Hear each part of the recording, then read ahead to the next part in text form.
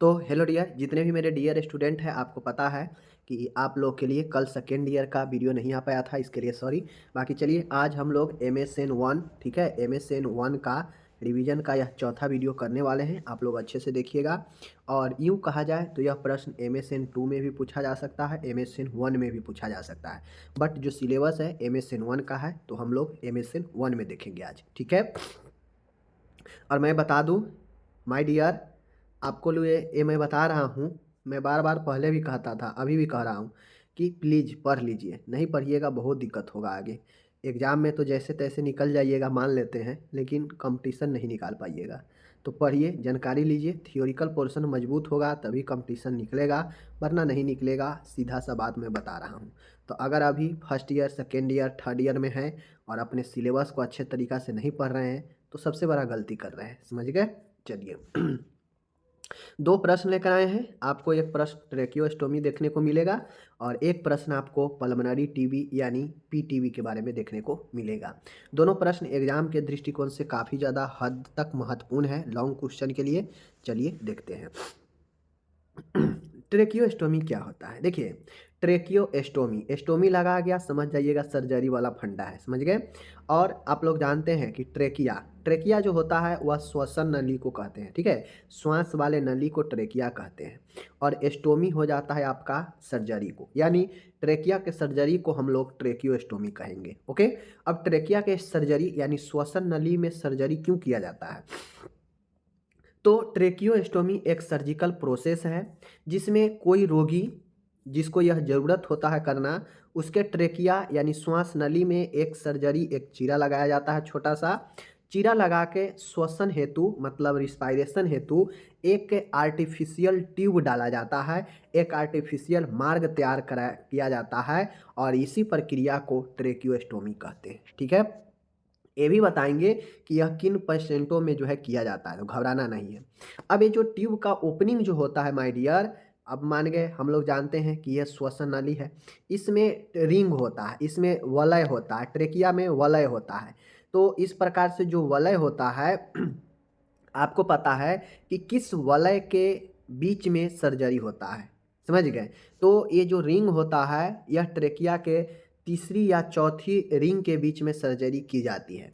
बहुत सारे जगहों पर आप लोग देखिएगा दूसरे और तीसरे के बीच में लिखा रहता है, तो यह भी सही है, लेकिन जो नॉर्मल होता है तीसरा और चौथा के बीच में किया जाता है। तथा इस ओपनिंग में एक ट्यूब, आर्टिफिशियल ट्यूब इंसर्ट किया जाता है, ठीक है। तो यही हमारा ट्रेकियोस्टोमी होता है, ओके। अब फिगर के माध्यम से समझना है तो आपके सामने में है, समझ लीजिए। यहाँ पे जैसा कि आप लोग को दिख रहा होगा, यहाँ पे यही आपका ट्यूब होता है जो अंदर डाला जाता है, समझ गए। यहाँ पे देख सकते हैं यही आपका ट्यूब है, गले के अंदर डाला गया है, समझ गए।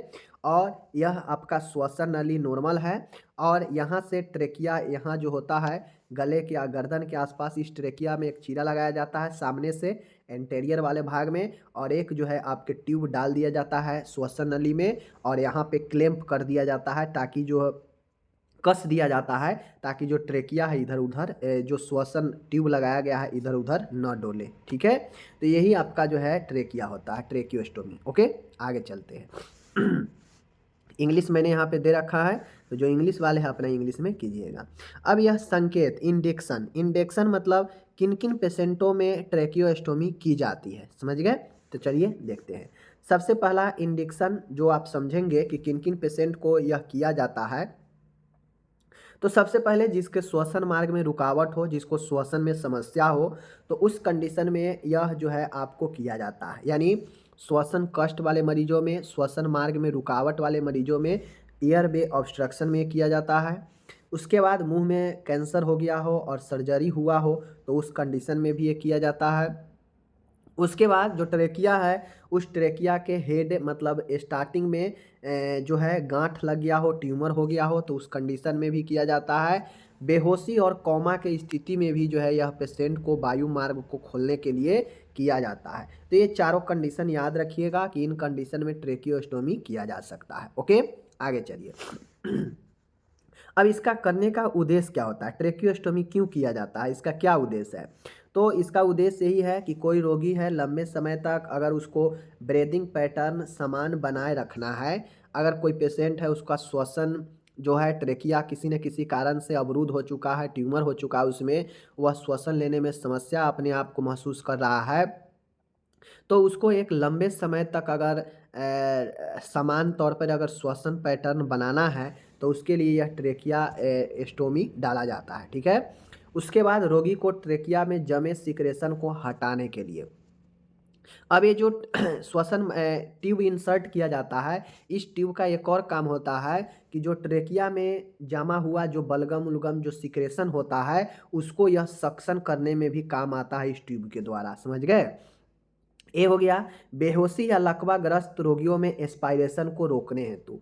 अब कोई पेशेंट है, बेहोश हो चुका है, उसे लकवा है, तो उस कंडीशन में उसे अश्वसन को रोकने हेतु, मतलब श्वसन कमे नहीं, इसको जो है अश्वसन को रोकने हेतु किया जाता है।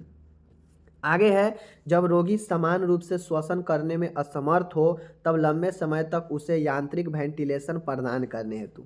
और जब कोई ऐसे पेशेंट है जो लंबे समय तक श्वसन करने में असमर्थ है खुद से, तो उसको यह ट्यूब डालकर उसे वेंटिलेशन प्रदान किया जाता है इसके द्वारा, इसी ट्यूब के द्वारा, समझ गए। तो ये उद्देश्य था, मैंने कुछ उद्देश्य बताया कि क्यों जरूरी है, यह किस लिए किया जाता है, मैंने आपको बता दिया।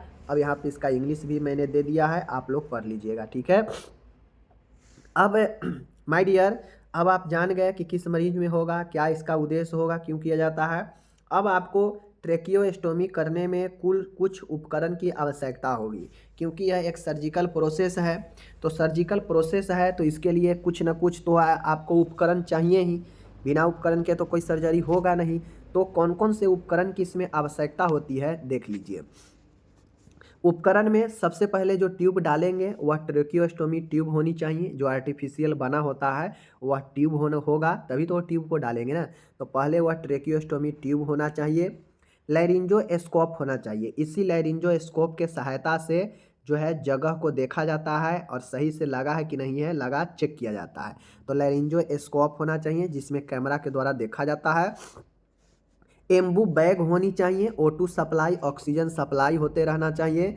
ग्लव्स, दस्ताने होनी चाहिए जो नॉर्मल सर्जरी में चाहिए। कॉटन, गॉज पीस, ये सब चाहिए ही चाहिए। नॉर्मल सलाइन चाहिए। कनेक्टिव ट्यूब चाहिए जो कनेक्ट रहता है ट्रेकिया वाले ट्यूब से, उसको एक कनेक्टिव ट्यूब होनी चाहिए। सक्शन कैलूना होना चाहिए, एयर वे को साफ करने के लिए सक्शन के लिए कैनुला होना चाहिए। SpO2 मॉनिटर होते रहना चाहिए, ऑक्सीजन लेवल मॉनिटर होते रहना चाहिए। एयर बे होनी चाहिए, ठीक है। सिरिंज, IV सेट और वेन फ्लोन और टॉर्च होनी चाहिए, ठीक है। तो ये सब होनी चाहिए। सर्जिकल बेड होनी चाहिए पेशेंट के लिए, ठीक है। और 14 में कुछ आवश्यक दवाइयाँ जैसे मीडाजोलम, एड्रेनालाइन, एट्रोफिन, इमसेट, ये सब दवाइयाँ जो है कुछ होनी चाहिए। बड़ी आसान है, कौन कौन से उपकरण चाहिए आपको मैंने बता दिया, आप एक बार इसको रिपीट कर लीजिएगा, पता चल जाएगा, ठीक है। आगे चलिए। अब कोई भी सर्जरी होता है वह एक प्रोसीजर में होता है, उसका एक प्रोसीजर होता है, प्रक्रिया होता है। तो इसके प्रोसीजर प्रक्रिया को चलिए हम लोग देखते हैं कि क्या प्रोसीजर जो है आपके इसके होते हैं, ठीक है। चलिए, तो प्रोसीजर में देख लीजिए, सबसे पहला ध्यान दीजिएगा कि यह प्रक्रिया चिकित्सक द्वारा की जाती है एवं नर्स चिकित्सक के साथ असिस्ट करती है। अब ये जो प्रक्रिया होता है एक योग्य सर्जन के द्वारा यह किया जाता है, डॉक्टर के द्वारा। नर्स जो होती है वह डॉक्टर को सहायता करती है इसमें, ठीक है, पहला पॉइंट। दूसरा पॉइंट है, रोगी को सेमी फाउलर पोजीशन या हाई फाउलर पोजीशन स्थिति प्रदान की जाती है। अब इसमें पोजीशन प्रदान करने की बात है, सर्जरी के लिए पोजीशन बहुत महत्वपूर्ण होता है। तो इसमें रोगी को सेमी फाउलर पोजीशन या हाई फाउलर पोजीशन प्रदान करते हैं, ठीक है। आगे है, रोगी को नेक एक्सटेंड मतलब गर्दन को एकदम सीधा रखने कर कहा जाता है और इंसिजन साइट को एंटीसेप्टिक सॉल्यूशन से साफ किया जाता है। तीसरा पॉइंट है, रोगी को कहना चाहिए कि गर्दन को एकदम एक्सटेंड करके सीधा करके बैठे और इंसिजन वाले साइड जहाँ चीरा लगाना है वहाँ पे एंटीसेप्टिक सॉल्यूशन से साफ करें, ओके। चौथा है, अब डॉक्टर द्वारा ट्रेकिया के तीसरी और चौथी रिंग पर चीरा लगाया जाता है एवं ट्रेकियोस्टोमी ट्यूब लगाई जाती है। अब मान गए यह तीसरा रिंग है और यहाँ पे चौथा रिंग है, तो इसके बीच में एक चीरा लगाया जाएगा और यहीं पर ट्यूब जो है आपके डाले जाएंगे, ठीक है। चलिए, पांचवा है, इंसिजन के कारण होने वाले रक्तस्राव का लगातार चूषण किया जाता है। अब चीरा लगाया गया है तो वहाँ पे ब्लडिंग होगा, तो लगातार उसका जो है सक्शन किया जाता है। ठीक है, रोगी को डायरेक्ट ऑक्सीजन देते रहना चाहिए। सातवां पॉइंट है ट्रेकियोस्टोमी ट्यूब को स्थिर करने के लिए अच्छी तरह से बांध दिया जाता है, क्लैंप कर दिया जाता है, ताकि जो ट्यूब लगाए हैं वह इधर उधर न डोले। ठीक है, तो ये 7 पॉइंट है, प्रोसीजर हो गया, कैसे शुरू हुआ कैसे अंत हुआ आप लोग देख चुके। ठीक है, आगे चलिए। यहाँ पे मैंने इसका इंग्लिश भी दे दिया है ताकि आप लोग को कोई दिक्कत ना होवे। ठीक है, अब ट्रेकियोस्टोमी चूंकि एक सर्जिकल प्रोसेस है, अब इसके लिए आपको नर्सिंग देखभाल पूछेगा कि सर्जरी से पहले, सर्जरी के दौरान, सर्जरी के बाद देखभाल कैसे देंगे। तो आपको मैं पहले बता चुका हूँ, सर्जरी से पहले क्या करते हैं, सर्जरी के दौरान क्या करते हैं, सर्जरी के बाद क्या करते हैं, और चूँकि किस जगह पर सर्जरी है उसको ध्यान में रखते हुए हम लोग जो है प्रबंध लिखते हैं, तो आपको लिखना पड़ेगा। लेकिन मैं यहाँ पे सीधा न पहले न दौरान न बाद में बताऊँगा, सीधा देखभाल बता देते हैं ताकि जो लोग को सर्जरी से पहले, सर्जरी के दौरान, सर्जरी के बाद चीज़ें न समझ में आए वो डायरेक्टली नर्सिंग देखभाल लिख देंगे तो 9 से हाँ जरूर हो जाएगा। ठीक है, चलिए। तो नर्सिंग केयर एक ट्रेकियोस्टोमी वाले मरीज को देख लीजिए। सर्वप्रथम रोगी और उसके परिजनों को प्रक्रिया के बारे में समझाइए और लिखित सहमति प्राप्त कीजिए। ठीक है, रिटन कंसर्न जो होता है वह प्राप्त करें सर्वप्रथम रोगी और उसके परिजनों से। ठीक है क्यों? क्योंकि आपको पता है कि अगर सर्जरी करते समय पेशेंट को कोई जटिलता हो गया, कुछ हानि हो गया, तो वो ब्लेम आप पर ना आए, इसलिए पहले रिटन कंसर्ट ले लेते हैं। ठीक है, दूसरा है रोगी को शांत एवं अच्छा संवातन युक्त वातावरण प्रदान करें। अब क्या करते हैं कि रोगी को स्वच्छ और शांत वातावरण प्रदान करते हैं, रोगी को आरामदायक स्थिति यानी फाउलस पोजीशन प्रदान करते हैं। ठीक है, रोगी को वाइटल साइन नियमित रूप से चेक करते हैं। ठीक है, चिकित्सक आदेशानुसार रोगी को दर्द हो तो दर्द निवारक दवाइयाँ देते हैं। ठीक है, ये सब नर्स का जिम्मेदारी है। आगे है रोगी को आवश्यकता अनुसार ऑक्सीजन प्रदान करते हैं, रोगी को शराबों को हटाने तथा एयरवे को साफ करने के लिए सक्शन किया जाता है। ठीक है, ताकि जो ट्यूब लगाया गया है वह जाम न हो, इसके लिए सक्शन किया जाता है। सक्शन के दौरान सख्त विसंक्रमित तकनीक का उपयोग किया जाता है क्योंकि संक्रमण फैल सकता है। समझ गए? 9वां है एक बार में सक्शन 5 से 10 सेकेंड से ज़्यादा तक नहीं करनी चाहिए, अन्यथा रोगी हाइपोक्सिया में जा सकता है। मतलब अगर चूँकि पेशेंट को ट्रेकियोस्टोमी हुआ है तो 5 से 10 सेकेंड से ज़्यादा अगर उसके सक्शन कीजिएगा तो उसके अंदर से बहुत सारे हवा भी आ सकता है, खिंचा सकता है, पेशेंट हाइपोक्सिया में चला जाएगा। ठीक है, 10वां है नियमित अंतराल पर ट्रेकियोस्टोमी के आसपास के जगह को नियमित साफ सफाई करके रखें क्योंकि इससे इन्फेक्शन जो है आपको होता है।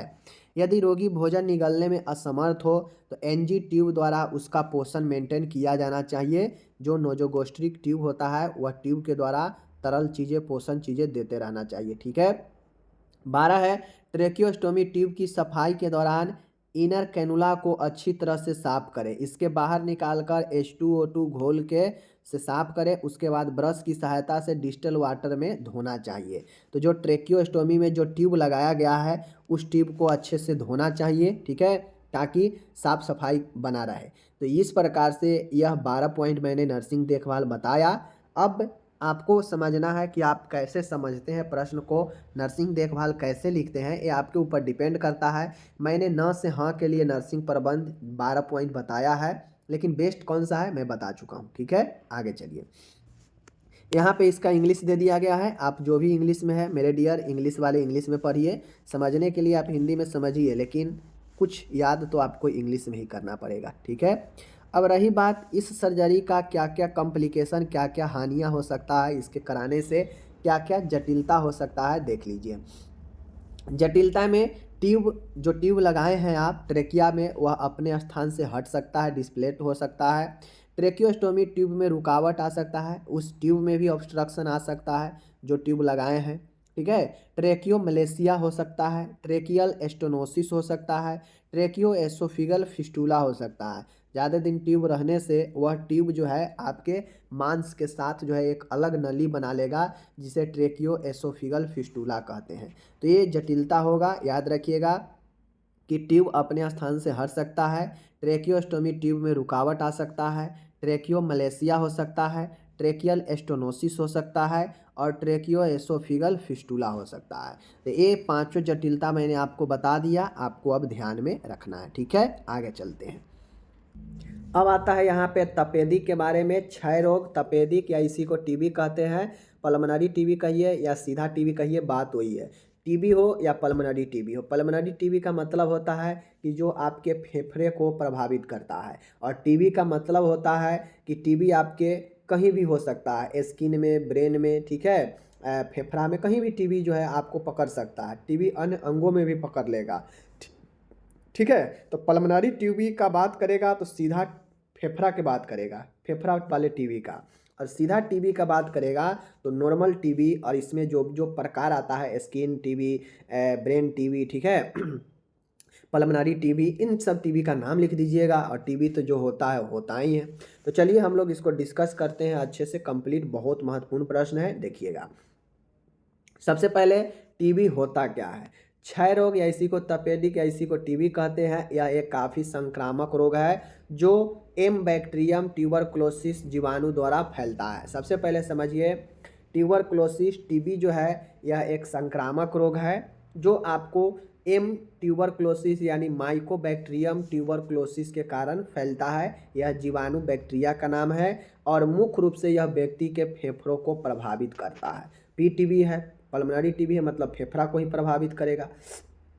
इसमें होता यह है कि जो व्यक्ति का फेफड़ा होता है ना, जो व्यक्ति का फेफड़ा होता है, इस फेफड़ा में चित्ता सा बन जाता है। एक जो है आपको जितना धीरे धीरे टीबी बढ़ते जाएगा फेफड़ा में, उतना फेफड़ा को डैमेज करते जाता है। ठीक है, एक धब्बा सा, चिट्टा सा जो है आपको फेफड़ा में दिखाई देगा, एक स्पॉट के तरह, धब्बा के तरह आपको फेफड़ा में दिखाई देता है जब टीबी होता है। तो समझ गए, एक्सरे में दिखता है। तो यही आपका फेफड़ा होता है, और जब यह धीरे धीरे फैलते जाता है तो यह फेफड़ा को और ज़्यादा डैमेज करते जाएगा। ठीक है, तो यह होता है टीबी। अब इसके क्या क्या कारण हो सकते हैं? तो टीबी का पहला कारण तो बता दिए कि माइकोबैक्टीरियम ट्यूबरक्ली बैक्टीरिया हो सकता है, पहला कारण। दूसरा, गरीबी। गरीबी क्यों होगा? क्योंकि गरीब लोग जो है, देखते होइएगा कि गरीब लोग को जो है अच्छा सा भोजन वोजन नहीं मिलता है, कुपोषण का शिकार होता है, तो संक्रमण जल्दी अटैक करेगा, गंदी बस्तियों में लोग रहता है, तो गरीबी कारण होगा। दूसरा कारण कुपोषण होता है, भोजन सही से नहीं लेगा, शरीर कमज़ोर होगा और संक्रमण अटैक करेगा। ठीक है, लैक ऑफ एजुकेशन, साक्षरता की कमी होगा कि क्या करना चाहिए क्या नहीं करना चाहिए टीबी से बचने के लिए, तो ये कहीं ना कहीं साक्षरता से ही होता है, तो साक्षरता की कमी। ठीक है, पर्यावरणीय अनहाइजीनिक कंडीशन, यानी जो पर्यावरण है अस्वच्छ है आसपास, समझ गए। अत्यधिक भीड़ भाड़ वाले, यानी ओवर क्राउडिंग, यानी अत्यधिक भीड़ भाड़ वाले जगह। परिवार में किसी को पहले से टीबी होना, और परिवार में जब किसी को टीबी है साथ साथ रहने से भी हो जाता है, समझ गए। धूम्रपान, स्मोकिंग करने से भी हो सकता है, शराब एल्कोहल लेने से भी हो सकता है। ठीक है, तो ये सब कारण होता है। कारण में यही सब चीज़ें मैंने बता दिया कि माइकोबैक्टीरियम ट्यूबरकुली बैक्टीरिया, गरीबी, कुपोषण, साक्षरता में कमी, पर्यावरण अस्वच्छता, अत्यधिक भीड़ भाड़, परिवार में किसी को टीबी होना, धूम्रपान होना, शराब पीना। ठीक है, ये सब कारण जो है आपके बनते हैं। साथ में और भी कारण हो सकता है, समझ गए ना, जैसे वायु प्रदूषण होना। तो बहुत सारे कारण हैं, आप इन कारणों में से आप जो है लिख दीजिएगा। ठीक है, आगे चलिए। आगे अब यहाँ पे मोड ऑफ ट्रांसमिशन है, कैसे यह टीबी फैलता है, फैलने का क्या तरीका है, मोड ऑफ ट्रांसमिशन। तो बेसिकली ये जो टीबी होता है, मैं आपको बता दूं, तपेदिक जो है यह ड्रॉपलेट संक्रमण से फैलता है। मुख्य रूप से ड्रॉपलेट कहने का मतलब है कि जो टीबी के पॉजिटिव व्यक्ति है, जिसको टीबी है, वह खांसेगा, छींकेगा, थूकेगा, बोलेगा, तो उसका मुंह से कुछ न कुछ छींटा, कुछ न कुछ निकलेगा ही निकलेगा, और वह वातावरण में प्रवेश करेगा, और वह वातावरण में श्वसन के द्वारा कोई स्वस्थ व्यक्ति श्वसन कर लेगा, इनहेल कर लेगा, तो वह संक्रमण चला जाएगा स्वस्थ व्यक्ति में भी। तो इसीलिए टीबी वाले को मास्क वगैरह पहनकर रखा जाता है, कहा जाता है कि रहिए, ताकि कोई सामने व्यक्ति आए स्वस्थ व्यक्ति तो उस पर इसका प्रभाव न पड़े। क्योंकि ड्रॉपलेट संक्रमण में छींटा से, थूक ऊक से, बलगम से, खांसने छींकने से भी जो है निकलता है उसमें से सूक्ष्म जीव, और वह वातावरण में प्रवेश करता है, और वह वातावरण में कोई स्वस्थ व्यक्ति श्वसन करता है तो उसके अंदर चला जाएगा और उसको भी हो जाएगा। तो ये होता है संचार का मेन तरीका, ठीक है। रही बात लक्षण की, तो एक पेशेंट को अगर टीबी हो चुका है, टीबी वाला पेशेंट है, तो उसको कौन कौन से लक्षण होगा। तो खासकर अगर किसी को टीबी है तो उसको लंबे समय से क्रॉनिक कफ रहेगा, खांसी रहेगा, समझ गए। टीबी वाला को लंबे समय से खांसी होता है, बलगम में रक्त आता है, जब वो खांसेगा तो उसको रक्त आएगा बलगम में, ठीक है, जिसे हेमोप्टाइसिस कहेंगे। पेशेंट में संक्रमण रहता है तो एनीमिया का भी चांसेस हो जाता है, रक्त की कमी, वजन व्यक्ति को कमने लगता है, वेट लॉस होने लगता है, व्यक्ति को शरीर पीलापन बुखार होने लगता है, व्यक्ति में चक्कर आने लगता है, डिजीनेस जिसे कहते हैं, ठीक है। एंड सीने में चेस्ट पेन होने लगता है क्योंकि फेफड़ा में प्रॉब्लम है, सांस लेने में कष्ट होने लगता है व्यक्ति को, टेकीपोनिया, सांस तेज चलने लगता है, भूख व्यक्ति को नहीं लगता है, और रक्त की उल्टी भी हो सकता है, समझ गए। ये तमाम सारे जो है आपके समस्या व्यक्ति के अंदर आने लगता है। गाढ़ा पीला बलगम भी आने लगता है, 2 या 2 से अधिक सप्ताहों तक खांसी रहने लगता है व्यक्ति में, तो ये लक्षण टीबी के लक्षण को बताता है, समझ गए चीज़ों को। तो ये सारे लक्षण आप लोग ध्यान में रखिएगा, बहुत आसान है। 11 लक्षण में से अगर 7-8 लक्षण भी लिख देते हैं तो बहुत हो गया, ठीक है। चलिए अब सोचिए ना, फेफड़ा में समस्या है तो फेफड़ा क्या क्या काम करता है। फेफड़ा बॉडी को ऑक्सीजन देता है, ठीक है, ब्लड में रिच ऑक्सीजन पहुंचाता है। फेफड़ा स्वस्थ है तो ऑक्सीजन बढ़िया, श्वसन बढ़िया चलता है, जिससे व्यक्ति जो है काफ़ी स्वस्थ रहता है, हेल्दी दिखता है, ठीक है। तो जैसे ही फेफड़ा अटैक होगा तो ये सारी चीज़ डैमेज होने लगेगा, गड़बड़ाने लगेगा, समझ गए। तो वही लक्षण लिख देना था। रही बात निदान की, डायग्नोसिस की, तो आपको मैं बता दूं, निदान के लिए, डायग्नोसिस के लिए जो है सबसे पहले पेशेंट का हिस्ट्री लिया जाता है, इतिहास लिया जाता है। पहला पॉइंट इतिहास लेना, हिस्ट्री लेना। दूसरा पेशेंट है शारीरिक परीक्षण, फिजिकल एग्जामिनेशन। क्या चीज़? Physical examination. तीसरा है चेस्ट एक्सरे, छाती का एक्सरे किया जाता है। मॉन्टेक्स टेस्ट होता है टीबी के लिए, या एक ट्यूबरकुलिन टेस्ट भी होता है। उसके बाद टीबी पीसीआर भी होता है और एफएनएसी टेस्ट भी होता है। तो ये सब जो है आपके टेस्ट होते हैं, ठीक है। ये सब अलग अलग टीबी के लिए टेस्ट है जो कि मैंने आपको बता दिया। सीटी स्कैन भी चेस्ट का हो सकता है, थोरेक्स का। तो जो भी चीज़ संभव है आप लोग लिख दीजिएगा, ठीक है। आगे चलिए। अब मानिए किसी को टीबी हो रखा है, वो टीबी को नज़रअंदाज कर रहा है, इलाज नहीं करवा रहा है, तो टीबी का जटिलता क्या होता है? तो टीबी का जटिलता ये होगा कि यह टीबी धीरे धीरे अन्य अंगों में फैल जाएगा, समझ गए। श्वसन तंत्र आपका फेल हो जाएगा, रिस्पायरेटरी फेल कर जाएगा, खून में भारी कमी आ जाएगा व्यक्ति में, और लास्ट में डेथ भी कर जाएगा। तो ये सब जो है आपके जटिलता है, मैंने आपको बता दिया। तो इस जटिलता को जो है आपको कैसे दूर करना है आप खुद भी सोच सकते हैं, ठीक है। अब रही बात उपचार की, तो एक टीबी वाले पेशेंट का अगर किसी को पता चल जाए कि टीबी पॉजिटिव है, तो उसमें उपचार हेतु कुछ एंटीबायोटिक दवाइयाँ दी जाती है। सर्वप्रथम कुछ दवाइयाँ हैं टीबी वाले के लिए, और मैं आपको पहले ही बता दूं, आपको याद रखना है प्राइस। आपको इस दवाई के नाम याद रखना है। पहले 5 जो एंटीबायोटिक दवाई चलता है, इस एंटीबायोटिक दवाई को आपको कैसे याद रखना है? PRISE, ठीक है। ये प्राइस याद रखिए, 5 दवाई का नाम है। पांचों दवाई का नाम याद रखिए। प्राइस, P4 होता है पायराजिनामाइड, ठीक है, पायराजिनामाइड, P4 पायराजिनामाइड। R4 होता है रिफाम्पसिन, I4 आइसोनिजाइड, S4 स्ट्रेप्टोमाइसिन, और E4 इथाम्बुटोल। तो ये 5 दवाई के नाम याद रखना है। तो PRISE, प्राइज याद रखिए। यह प्राइज से आप ऑटोमेटिक याद रखिएगा पांचों एंटीबायोटिक जो सर्वप्रथम टीबी वाले पेशेंट को दिया जाता है, ये पांचों एंटीबायोटिक में से, ठीक है। तो प्राइज याद रखिए। अब रही बात डोज की, तो डोज आपके सामने में है, देख सकते हैं। डोज याद रखने के लिए आपको प्राइज मैंने बताया, ठीक है, प्राइज PRISE। तो आपको डोज याद रखने के लिए समझ लीजिए कि अगर बच्चा है तो उसमें पर केजी के हिसाब से 10 से 15 mg दीजिएगा, सब में लिख दीजिएगा 10 से 15 mg, ठीक है। जैसे 4-5-6 100 mg अगर वयस्क में दिया जाएगा तो बच्चा में 10 से 15 mg पर केजी दिया जाएगा, बस सब में। जैसे देखिए आइसोनिजाइड है 600 mg है, तो बच्चा में 10 से 15 kg पर mg है। अगर रिफाम्सिन है तो 450 से 600 mg है, तो यहाँ पे 10 mg प्रति kg है, ठीक है, क्योंकि यहाँ पे 450 से शुरू है इसलिए यहाँ पे 10 mg है। यहाँ पे 600 था तो 10 से 15 mg प्रति kg है, ठीक है। तो यहाँ पे आइसोनिजाइड रिफाम्सिन समझ गए।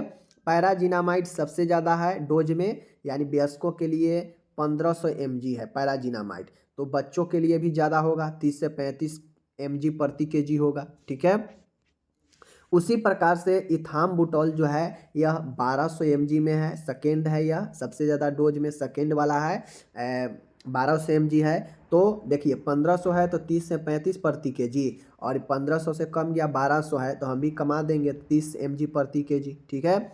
स्ट्रेप्टोमाइसिन 750 mg है, तो देखिए 1500 था तो 30 से 35 है, 750 आधा आ गया तो हम भी आधा कर देंगे 15 mg प्रति kg। बड़ी आसान है याद करना, ठीक है। तो कौन कैसे याद रखना है आपको याद हो गया। सबसे बड़ा कौन डोज में है, पैराजिनामाइड 1500 mg प्रति kg, बच्चों के लिए 30 से 35 mg। इथाम्बुटोल सेकेंड है डोज में 1200 mg प्रति वयस्क में दिया जाएगा, तो बच्चों में भी 30 mg प्रति kg। स्ट्रेप्टोमाइसिन थर्ड है डोज में सबसे बड़ा 750, तो यह बच्चों में 15 mg प्रति kg। अब बच गया हमारा दो, आइसोनिजाइड और रिफाम्सिन। तो आइसोनिजाइड और रिफाम्सिन लगभग सेम है डोज में वयस्क के लिए, और बच्चों के लिए भी लगभग सेम है। तो ऐसे याद रखिएगा तो याद रहेगा, ठीक है। सीरियल से कोई लेना देना नहीं है, मैं तो सीरियल लिखेंगे ही ना, आप भी लिखिएगा तो सीरियल ही लिखिएगा आपके अनुसार, ठीक है। ये चीज़ें हो गया, ओके, मैंने ये बता दिया। अब 5 एंटीबायोटिक दवाइयाँ वो चलता है। अब आगे डॉट्स थेरेपी चलता है। अगर पेशेंट डिटेक्ट हो जाता है कि ये पेशेंट जो है टीबी का है, तो उसको डॉट्स सेंटर पर भेजा जाता है। डॉट्स थेरेपी चलता है पेशेंट को, जिसका पूरा नाम direct observe treatment short course होता है डॉट्स थेरेपी का, जो डायरेक्ट जो है स्वास्थ्य कार्यकर्ता के सामने दवाई दी जाती है, इसीलिए डायरेक्ट ऑब्जर्व इसे कहा जाता है, ठीक है।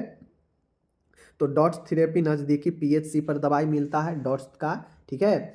और सातवां है टीबी को रोकने हेतु नवजात शिशुओं में बीसीजी का टीका भी लगाना आवश्यक है। तो उपचार में पहले जब बच्चा जन्म लेता है तो उस समय देखते होइएगा उसे एक बीसीजी का टीका भी लगा दिया जाता है, ताकि आगे जो है टीबी से न हो या कम होने की संभावना हो। तो ये उपचार के 7 पॉइंट मैंने आपको बता दिया, जो एक प्रमुख पॉइंट है उपचार के लिए, ठीक है। इतना लिखने का। अब आता है आपको पूछेगा कि टीबी वाले पेशेंट के लिए नर्सिंग देखभाल बताएं या स्वास्थ्य शिक्षा बताएं।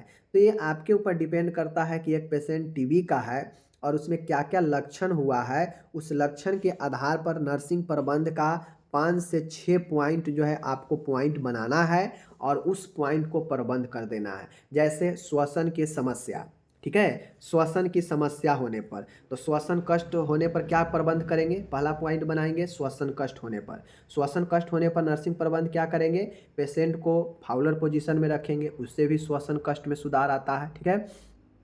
श्वसन को पेशेंट को उचित वातावरण हवादार वातावरण में रखेंगे जहाँ पे ऑक्सीजन बढ़िया मिलेगा, ठीक है। उसके बाद पेशेंट को अगर ज़्यादा श्वसन कष्ट है तो ऑक्सीजन प्रदान करेंगे। तो ये ऑक्सीजन का मैनेजमेंट हो गया, श्वसन के मैनेजमेंट का। अब हम देखेंगे पेशेंट को जो है एनीमिया हो सकता है, तो एनीमिया दूर करने के लिए फॉलिक एसिड आयरन की सप्लीमेंट देंगे, ठीक है। पेशेंट में क्या करेंगे हम लोग, पेशेंट को अगर गंभीर एनीमिया हो तो ब्लड ट्रांसफ्यूजन करेंगे, समझ गए। उसके बाद पेशेंट को जो है क्या करेंगे, आहार थेरेपी में जो है अच्छे आहार प्रदान करेंगे जिससे रक्त जो है बढ़ोतरी हो, ठीक है, ये भी हो गया। पेशेंट में मुख्य रूप से संक्रमण से बचाव करेंगे, उसके लिए मास्क कहेंगे पहनने के लिए, ठीक है। साफ सफाई का ध्यान रखने के लिए कहेंगे, ठीक है। अन्य मरीजों से दूर रहने के लिए कहेंगे। तो ये सब हो गया संक्रमण से बचाव, ठीक है। उसके बाद और भी इसी प्रकार से हम पॉइंट चुनेंगे लक्षण से और उसको प्रबंध कर देंगे जैसे मैंने बताया। और बाकी अगर आप नहीं चाहते हैं कि मेहनत करें तो नर्सिंग प्रबंध ऊपर में लिखिए और सीधा लिखिए कि रोगी को शांत व आरामदायक वातावरण प्रदान करेंगे, रोगी से मिलने वालों की संख्या को नियंत्रित करेंगे, कम करेंगे क्योंकि इससे इन्फेक्शन फैलेगा। मुख्य रूप से टीबी वार्ड में ही पेशेंट को रखना चाहिए। टीबी वाले को टीबी को रोग से फैलने के लिए स्वास्थ्य शिक्षा देनी चाहिए कि क्या करेंगे क्या नहीं करेंगे। रोगी को एकांत प्रदान करनी चाहिए, ठीक है। रोगी के अपशिष्ट पदार्थों का उचित निस्तारण करना चाहिए। जो रोगी है उसके वेस्ट कोई भी सिक्रेशन बॉडी से निकले उसको उचित डिस्पोज करना चाहिए। रोगी को दी जाने वाली दवाइयाँ का इफ़ेक्ट का जो है विशेष ध्यान रखें। किसी भी प्रकार के जटिलता या दुष्प्रभाव उत्पन्न होने पर तुरंत डॉक्टर को बताएं। रोगी को पर्याप्त मात्रा में जो है पोषण प्रदान करें। रोगी को कफिंग तथा डीप ब्रीदिंग एक्सरसाइज के लिए प्रेरित करें। रोगी को डाइवर्जनल थेरेपी प्रदान करें, यानी मन को भटकने वाला थेरेपी दें ताकि ज़्यादा परेशानी ना हो। रोगी व उसके परिजनों को इसके बारे में स्वास्थ्य शिक्षा प्रदान करेंगे टीबी के बारे में। तो ये हो गया आपका महत्वपूर्ण पॉइंट, जो एक नर्सिंग देखभाल के नॉर्मल पॉइंट है मैंने बता दिया। लेकिन अच्छा पॉइंट तभी होगा जब आप एक अच्छे तरीके से नर्सिंग मैनेजमेंट लिखेंगे 5-6 पॉइंट चुनकर, और वह 5 से 6 पॉइंट कहाँ से उठाएंगे, लक्षण से, कारण से उठाएंगे और उसका प्रबंध कर दीजिएगा। तो एक बेहतर स्टूडेंट के तौर पर अपने आप को रिप्रेजेंट कर पाइएगा। समझ गए चीज़ों को ना। तो इस प्रकार से हम आपसे मिलेंगे अगले वीडियो में। आप अपना ख्याल रखिएगा, ठीक है। कोई भी प्रॉब्लम हो कमेंट कर दीजिए, आपके लिए मैं वो सजेशन दूंगा, ठीक है। जब रिजल्ट आना होगा आ जाएगा, रिजल्ट तो आएगा ही, रिजल्ट का टेंशन रखिएगा, पढ़ाई चल जाएगा आपका पीछे, ठीक है। धन्यवाद।